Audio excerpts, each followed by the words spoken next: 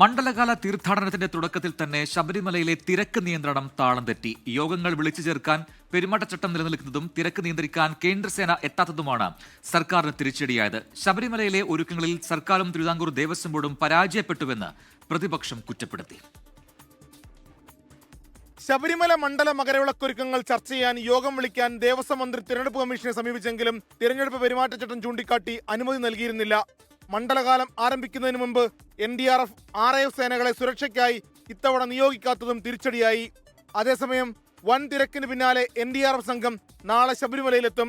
തിരഞ്ഞെടുപ്പ് പെരുമാറ്റച്ചട്ടമല്ല കാരണമെന്നും ശബരിമലയിൽ സർക്കാരിന്റെ നിരുത്തരവാദമായ സമീപനമെന്നും KC വേണുഗോപാൽ MP.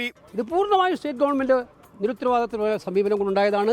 ഇലക്ഷനെ കുറ്റം പറഞ്ഞിട്ട് കാര്യമില്ല. സ്വന്തം കെടുകാര്യസ്ഥതയും അതല്ലെങ്കിൽ സ്വന്തക്കാരുടെ അഴിമതി മറച്ചു വെക്കാനുള്ള വ്യഗ്രതയും മൂലം ഉണ്ടാക്കിയിട്ടുള്ള പിടിപ്പുകേടാണ്. ശബരിമലയിൽ കുടിവെള്ളം പോലും കിട്ടാനില്ലെന്ന് BJP മുൻ സംസ്ഥാന അധ്യക്ഷൻ K. സുരേന്ദ്രൻ കുറ്റപ്പെടുത്തി.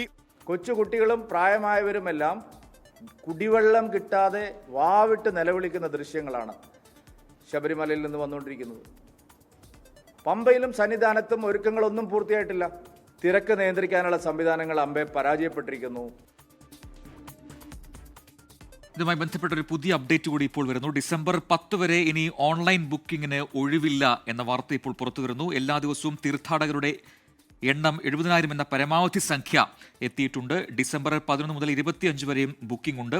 മണ്ഡലപൂജാ ദിവസമായ ഡിസംബർ 27-നും തലേദിവസവും ബുക്കിംഗ് അനുവദിച്ചു തുടങ്ങിയിട്ടില്ല. ഡിസംബർ 30 മുതൽ ജനുവരി 10 വരെയും ബുക്കിങ്ങിന് ഒഴിവുണ്ട് എന്ന അറിയിപ്പാണ് ഇപ്പോൾ വരുന്നത്. ഡിസംബർ 10 വരെ ഇനി ഓൺലൈൻ ബുക്കിങ്ങിന് ഒഴിവില്ല എന്നാണ് ഇപ്പോൾ ഏറ്റവും ഒടുവിൽ ലഭിക്കുന്ന വിവരം.